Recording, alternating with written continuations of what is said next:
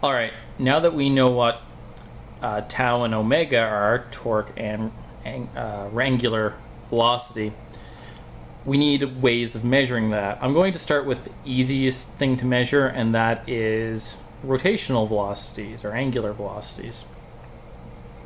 Most people probably have something similar to this. What I actually mean is this little guy here. It's essentially a magnetic pickup. So on the back side here, you can see that there's a magnet strap. And if I rotate my training wheel a little bit further ahead, you will also see another magnet. And as soon as this magnet goes and passes by this little pickup in here, it closes a reed switch, and then it just measures the time it takes to get all the way around and pass it again. And the same thing for the crank. So since we're measuring the power at the crank, we need the cadence. So that's very, very simple then. We just have to use something very similar to what we've already established with a speed cadence sensor.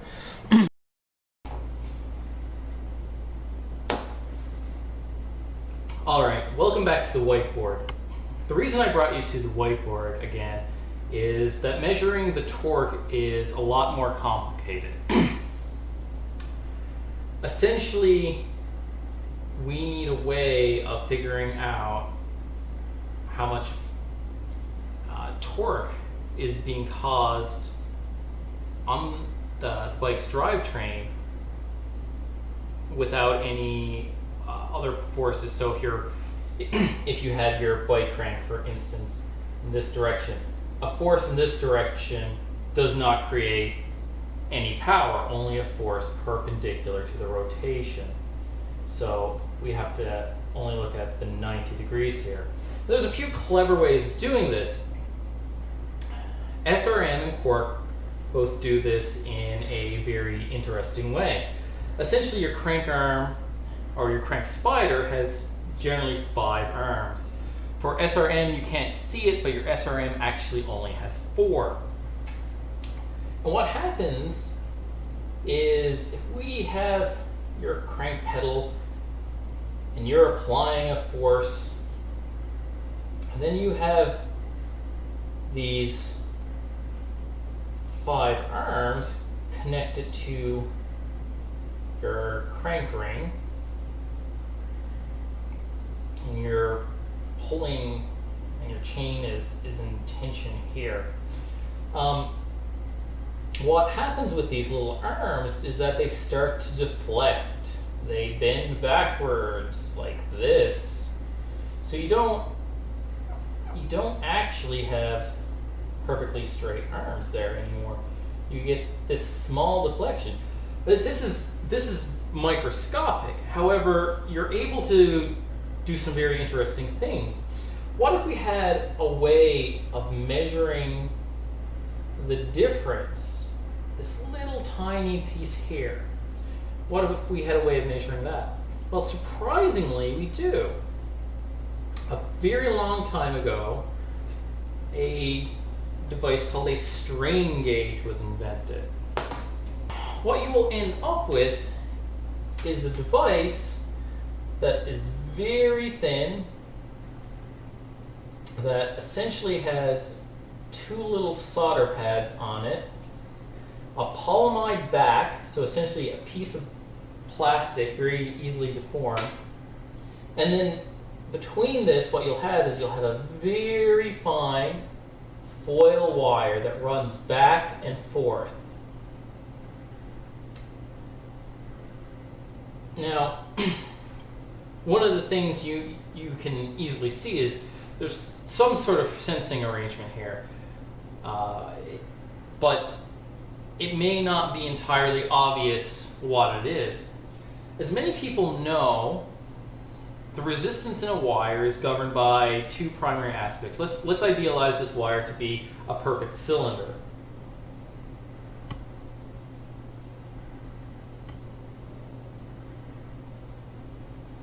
The two governing aspects of this wire is the cross-sectional area, so I'll just call that CA, and the length. I'll just call that L. One of the interesting things that was discovered is if you stretch this wire, let's just switch colors here. You stretch this wire just a little bit. Two things that actually happen. It gets longer, but because of the material's Poisson effect, it gets narrower. So we actually end up with something like this.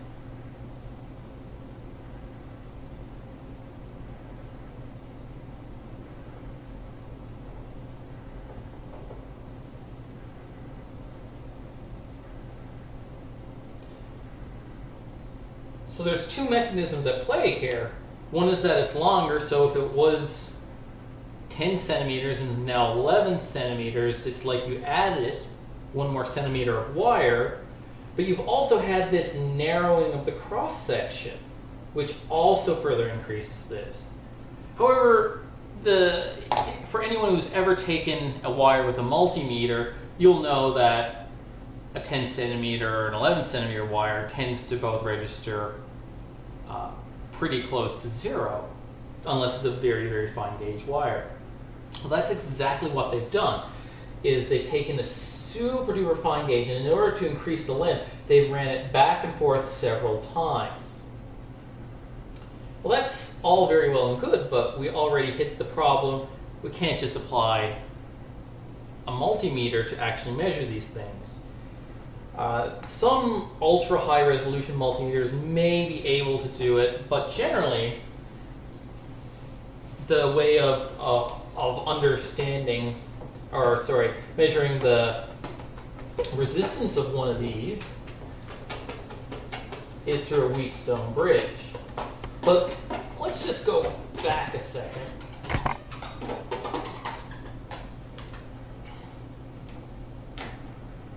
To that little crank arm here. Let's draw the crank arm. And I'm just going to draw one of these guys here, or two of them. So when we're applying a torque like this, these again bend backwards. So if we had one strain gauge on this side, actually I'm going to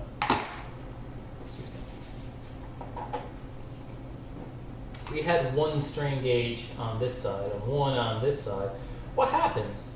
Well, as it gets bent, this one gets longer, but this side gets shorter.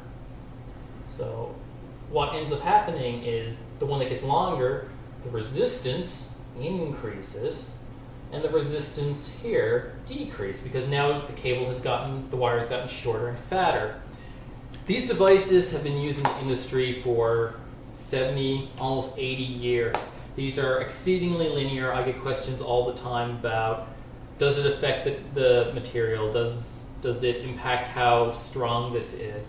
The short answer is no. These things are very flexible and they're very weak. That means they're also very fragile.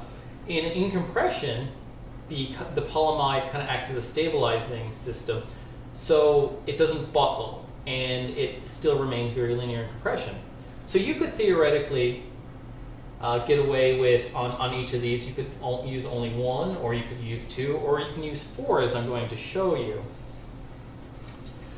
SRM has been consistently referred to as the golden standard because they use a very good strain gauge arrangement. Most people don't understand it, but it's a very good arrangement.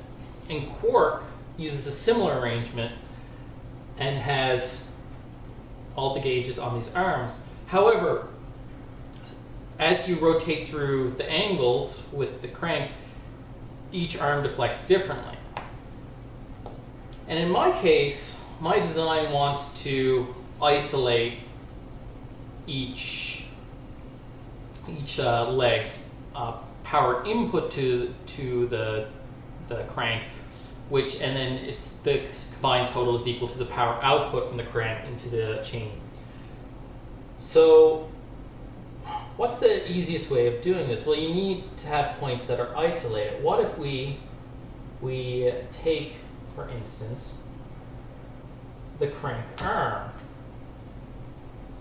So we have our chain ring here again. This big crank arm acts very similar to these crank arms. Today they're making them hollow so that the deflection here along the surface edge, if I was applying a torque, is very much measurable. So we could presumably put a gauge on the top and the bottom. And that's what I've done in my second design. I did that for each arm on either side. The left arm will not impact this drive side arm, the right arm won't impact the left arm. They can't see. They can only see the force that's being transmitted back down to the spindle. Now, even if they're molded, even if these are like like SRAM, if these are a molded area, so long as the gauges are sufficiently far away from the webbing, and sufficient in this case means a very small distance, could be 5 millimeters, so long as they're a small distance away, that it won't pick it up. If I was to place it near the webbing, you're going to get erroneous readings, you're going to get ghosting, and you're going to get an inaccurate reading of your power. So that's what I've originally done for my version 2, and later on I'll explain how to actually install a strain gauge. But there's other ways of installing gauges. And in my version 3, I used a very different approach. If we were to take a cylinder and we were to apply a torque to it, it wants to twist, and it wants to twist kind of along the 45-degree angles. So what if I put a strain gauge on a 45-degree here, or one on a 45-degree here? Well, if I was putting this torque, this gauge wants to compress, because this is on the compression side, so this length wants to get shorter, and the other length wants to get longer. So my crank is made up of 3 pieces generally. I mean, they're sold as 2-piece crank, but they're generally 2 pieces. I could install the strain gauge inside here, and I could install it in a similar arrangement like this. One of the other things is, what if I had a, let's try and draw it on the other side. What if I had some sort of pedal coming off? That would also twist. So the force you actually get on these crank arms is both pushing them down so the top elongates and the bottom compresses. So if we were to change this into a crank arm here, we are pushing on it, and so if I was to take this and I'm pushing offset, I'm twisting this, but I'm also pushing it down. So I could also use this arrangement probably on the back inside. So here and inside the tube. So we have 2 very safe places to put strain gauges that are away from the environment, easily protected, and should give good results. So version 3 of my power meter did just that, and it keeps them well hidden. It allows me to place the electronics package on the inside of the arm, and very easily the wires from this side run out and run around to the electronics, and the wires from here run to the electronics. And there's a bolt in here that means that the left arm can be taken off or installed with ease. My version 2 had to have wires running through it because the sensors were on the top and the bottom of the crank arm. So that's the design that we're heading for. One of the things that we need to do now is solve that original problem with regards to how exactly do we convert this resistance change, this very minute, very, very small resistance change to a voltage or something that's measurable. Well, years ago, what was invented is called the Wheatstone bridge. And there's lots of information out there. Wikipedia will beat this to death. And I'm drawing it kind of large here. But I'm going to illustrate a fact. So what we do is if we do this and we apply a positive voltage here, and we, for instance, if we just ground here, and these are all the same resistors, the voltage, if they were all perfectly the same, the voltage we would measure here is nothing. So if this was 5 volts, you'd get and these resistors were identical, say 1K, 1K, 1K, 1K, you would get a 2.5 volt voltage drop to here and a 2.5 volt voltage drop to here.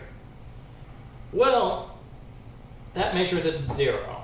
However, if we had a very, very small change,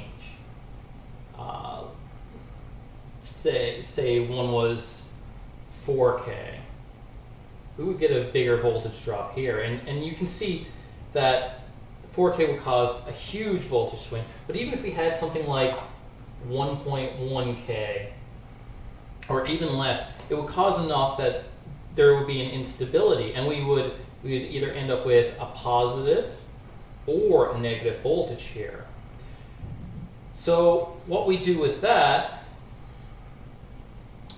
we are going to use a blue color, is it's very, very minute. We're talking microvolts per strain. So normally it works out to just over 2 microvolts per volt. So if I applied 1 volt here, and the amount of strain, how much, if we have a piece of material that's L long and we move by delta L, for every 0.000001 of delta L over L, we would get 0.000002 volts per volt. That's very, very small. The order of strain magnitude that we're dealing with tends to be in the vicinity of maybe 100 to 200 microstrain. So 200 microstrain is really, it's going to give us about 0.4 millivolts. And we need to bring that to a usable range. So if we were to take these and plug them into a differential instrumentation amplifier with a set gain by this RG, and we'd have our supply and our ground. This is a single supply amp. And then we would run this into some sort of ADC, and then that would talk to some sort of microcontroller. So for each sensor, so for the one in the spindle and for the one on the crank arm, there's 2 of these arrangements. One of the things we didn't quite talk about is thermal sensitivity. Everyone knows who's dealt with resistors and wires and some form of school. Everyone who's had that kind of involvement know that if you heat something up, the resistance increases. So what can we do about that? Well, if these 3 resistors, if this is our strain gauge and it's adjusting, if these 3 resistors are somewhere else and they respond differently, then that's no good because these can cause drift. So we get erroneous readings up or down. However, if all 4 of these were made of the exact same thing on the exact same material in nearly the same location, you shouldn't get any thermal drift. You shouldn't get any erroneous voltage readings. You may need to compensate a very small amount, but generally it is minutely small. But if we're going to put all these 4 resistors and make them out of the same materials, wouldn't it be more effective if we made them out of the same type of thing? What if we could have other benefits? Well, one of the great benefits is if, say, this was our strain gauge, and I'll designate that by an arrow, and if it went up, the resistance increases, we get a change here. But we could get the same change if this one was also a strain gauge, if this resistance went up. So both of these, the resistance are going up. So that works out great, but we still have these 2 dummy resistors. Well, what if we could place them in such a way that they weren't dummy resistors? What if this resistor went down and this resistor went down? Well, what you get is you quadruple the sensitivity of your setup. So this eventually becomes 0.000008 volts per volt. So now it's 4 times as sensitive. We can use less gain at the instrumentation amplifier, which produces less noise, and now we're a thermally compensated design. So let's look at what that actually looks like.